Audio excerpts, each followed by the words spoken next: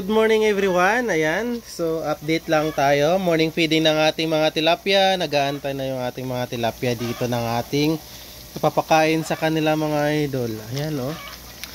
Ayan. Wala pang feeds tayong nilagay. Andiyan na sila lahat nakapila.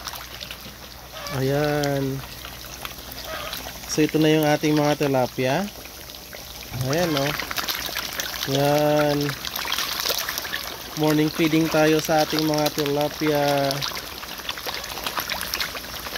Ayan.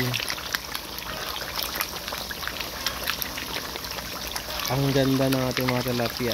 So 2 days na lang, 3 days mga idol. Harvestin na natin. Ito magpa-partial harvest na tayo sa kanila. Ayan. Dito pa. Ayan sila. Ito yung ating mga tilapia dito mga morning feeding. Yan, napakabait po nila. Pwede silang hulihin ng kamay lang. Yan oh. Yan, hanggang doon pa talaga yung mga idol. Ayan. Yan yung ating mga tilapia.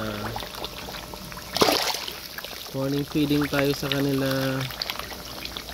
Nakakaubos po sila ng higit kalahating kilo per meal sa ngayon dahil malalaki na. So before, gumamit po tayo ng grower, finisher ng tate, pero naubusan tayo, hindi tayo nakabili. Kaya itong grower, balik tayo sa grower ng Ocealis mga idol.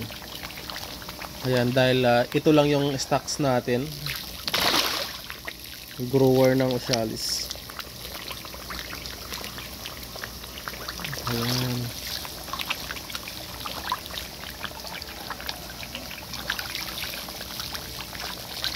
Ayan na.